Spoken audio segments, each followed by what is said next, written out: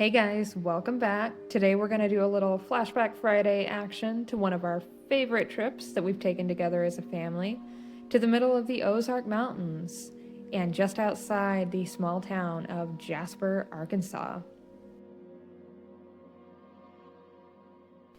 My Grandma Dorothy has always been an exceptional photo taker and records keeper, and it's thanks to that we were able to find out the history about this wonderful place. The building you see before you is the old Hudson Hotel. I don't know the exact date that the hotel was constructed, but I do know it was sometime in the early 1900s, as my great-great-great-grandpa Hudson discovered the cave in the late 19th century. Did I say caves? I sure did, but we'll touch on those later in the video. Along with the tall tale-like story that goes along with how my great-great-great-grandpa Samuel found the caves in the first place. I don't know much about the history of this building in particular, other than the fact that it looks like an old rec hall on the inside, or maybe somewhere that they sold tickets to go up into the cave, as it was a major tourist attraction back in the day. But wait, before we go any further, check out this adorable little puppy that we found while we were out hiking the Valines Homestead Trail. When we found her, she was absolutely filthy. You couldn't see any of the spots that are on her now, and she was covered in ticks. And if you've been watching our videos, you already know the rest of her story. She is currently living with us and happy and healthy, tick, parasite, and dirt-free. So now we'll take you inside, part of the little rec building that you saw earlier. As you can see, there's like a countertop there, some tables.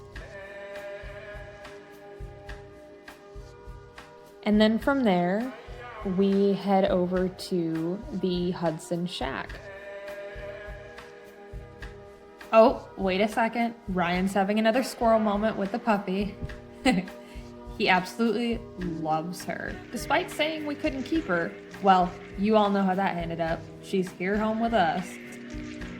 All right, so now we will take you inside the Hudson Shack. The cabin seems to be constructed with the square notch design, and it had one big main floor, which is where the fireplace was at, and then there were stairs that led up to the upper level. Can you imagine living with your entire family in there, like my great-great-great-grandpa Samuel did with his? What a time that must have been. Fun fact, this is not the original site of the cabin. It was moved from its original location up the road to this spot it sits on now by the caves. And we are now headed up the hill to the site of the actual diamond caves. The distance from the cabin to the caves is probably a little under a quarter mile. But now on to that very true but tall tale-like story that I was telling you about earlier. The discovery of Diamond Cave is credited to my great-great-great-grandpa, Samuel Hudson. He was a veteran hunter and an early settler in Newton County. He and some companions discovered this cave while hunting bear early in the 19th century. He was following his dogs, who took off running, baying and barking into the cave. He and his companion, Andy Hudson, entered the cave, torches lit, and knives drawn. They found that both of his dogs were dead from a battle with a bear. Enraged at this find, Samuel Hudson battled the bear to the death and killed the bear inside the cave. He not only had an epic story to bring home to his family, but they had plenty of bear meat to last them for the rest of the year, as well as the amazing find that is now known as the Diamond Caves. During the 1920s and 1930s, the cave was very popular. It had a campground, hotel, restaurant, outdoor pavilion, and skating rink at the site. You saw the hotel earlier on in the video, the Hudson Hotel. It officially opened for tours in 1925, though ownership and management of the cave has been transferred many, many times. The tour was approximately 2 miles long, but the cave still has many unexplored regions. The mid-1900s brought the closure of these tours. According to my grandma Dorothy, the wiring down there is shoddy at best, and the stairs down to the initial landing are straight down and very dangerous. The cave and the land that it is on is now privately owned and is not currently operating tours in order to protect its natural environment.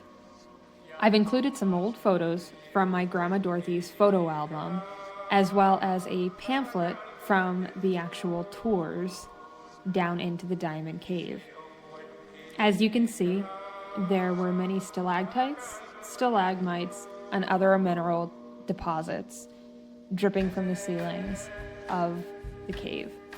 And then you have my grandma, who goes down into the cave in a pair of wedges and a skirt. I'm not really sure what she was thinking about there.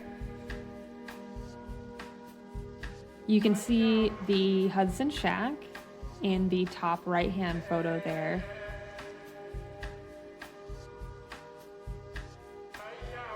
And this is the actual pamphlet from the tour that my grandparents were able to take, and my mom was actually able to go with them on when she was younger.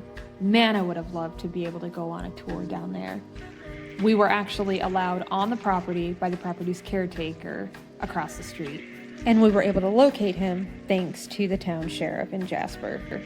And you are now looking at my great grandma and grandpa, Samuel Hudson. What a tough looking dude.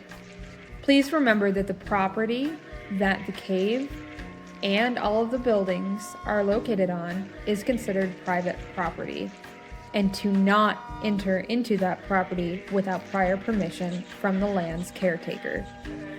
You can find information about the land's caretaker by going into the town of Jasper and asking the town sheriff. They are all very friendly there. I absolutely cannot wait to go back out there this summer and revisit this beautiful place. Being able to share the time on this trip with my family and show my kids where their ancestors lived and grew up was pretty freaking cool.